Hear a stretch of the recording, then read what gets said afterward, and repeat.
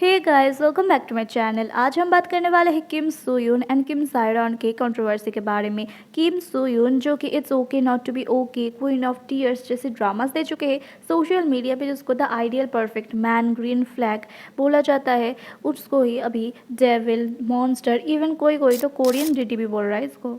तो हुआ यूँ है कि किम सायरन नाम की एक एक्ट्रेस जो कि काफ़ी यंग एज से ही कोरियन इंडस्ट्री में काम कर रही थी, the man from nowhere, the neighbours जैसी काफ़ी हिट फिल्मों में भी वो काम कर रखी होती है। उसकी डेथ हो जाती है 16 फ़रवरी 2025 को अपने ही अपार्टमेंट में। इन्वेस्टिगेशन के दौरान ये प्रूफ होता है कि ये बस एक सुइसाइड है। इस वजह से तब तक तो सब कुछ सही रहता है, परंतु प्रॉब्लम तब आती है जब अचानक से सायरन की आंटी सामने आती है, गारो सेरो रिसर्च इंस्टीट्यूशन नाम की एक चैनल में आके किम और सायरन की सीक्रेट रिलेशनशिप के बारे में रिवील करती है। आंटी ने जो सब भी प्रूफ दिया था उससे पता चलता है कि Kim started dating Siren at years 2015, जब सायरन की एज सिर्फ 15 ईयर्स थी, मतलब कि अपने मिड टीनेज ईयर्स में थी वो। परंतु तब किम 27 ईयर्स के थे, मतलब कि अब fully grown up man. Even तो ऊपर से कोरिया में 19 साल के होने के बाद ही किसी को एडल्ट माना जाता है, so legally he was not allowed to date her, और इसी वजह से इन दोनों ने अपनी रिलेशनशिप को भी प्राइवेट रखा था, कभी पब्लिक किया ही नहीं था।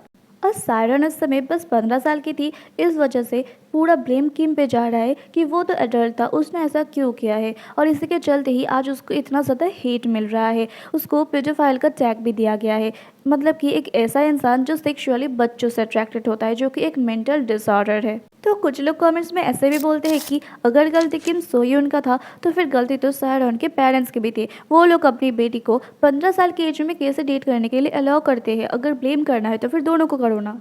परंतु बात सिर्फ इतने से ही नहीं है, सायरन के डेथ के पीछे भी जिम्मेदार किम को ही बताया जा रहा है। हुआ ये था कि 2022 में सायरन ड्रंक होकर कार चलाते हुए एक्सीडेंट कर देती है, जिसकी वजह से जो भी फाइन होता है वो किम भर देता है खुद से ही। बट फिर इस इंसिडेंट की वजह से उसको काम मिलना कम हो जाता है, एजेंसीज भी उसको अवॉइड करने लगता है, और इसी के चलते उन दोनों का ब्रेकअप भी हो जाता है। किम भी उससे अपने डिस्टेंस बना लेता है, क्योंकि वहाँ पे यहाँ के जैसे कंट्रोवर्सीज को पब्लिसिटी के लिए यूज़ नहीं किया जाता है। वहाँ पे कंपनीज कंट्रोवर्सीज को अवॉइड करते हैं, इवन जो सारे सेलेब्स कंट्रोवर्सीज के साथ घिरे रहते हैं उनको भी अवॉइड करते हैं। और ये सब सायरन के लाइफ में चल ही रहा होता है कि तभी किम की जो एजेंसी है गोल्ड मेडलिस्ट, वो सायरन के खिलाफ केस फाइल कर देता है लॉसूट में, वो पैसे लेने के लिए जो पैसे किम ने उसको एक्सीडेंट के दौरान दिया था। पर अब सायरन फाइनेंशियली भी इतनी स्टेबल नहीं थी कि वो अमाउंट एक साथ में दे सके, क्योंकि कंपनी उसको इंटरेस्ट के साथ वो मांग रहा था $700 मिलियन।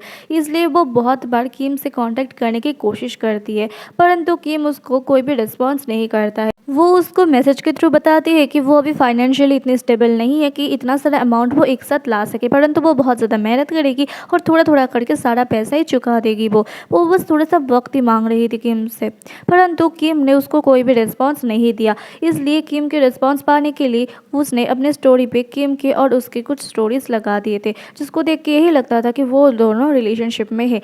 पर इससे भी कोई फ़ायदा नहीं हुआ, किम ने फिर भी उसको इग्नोर ही किया, और इसी सब के चलते उसने 16 फरवरी को सुसाइड कर लिया।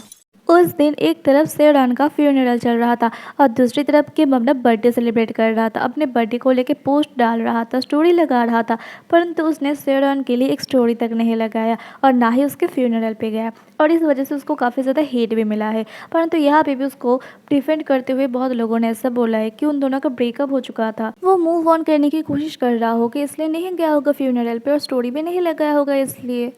तो हाँ, सही बात है, परंतु what about the 6 year he spent with her? See, I don't hate him, but 6 साल कोई छोटी बात नहीं होती है, और यहाँ पे कोई माइनर इंसिडेंट नहीं हुआ था जो कि इजीली इग्नोरेबल हो। और जहाँ तक एजेंसी की बात है तो उसने तो पहले ही सारे एलिगेशंस को फॉल्स बता दिया है, परंतु फिर भी इस केस के भी कोई भी कंक्लूजन नहीं आया है। परंतु इस चक्कर में किम का भी बहुत ज़्यादा ट्रोल फेस करना पड़ रहा है।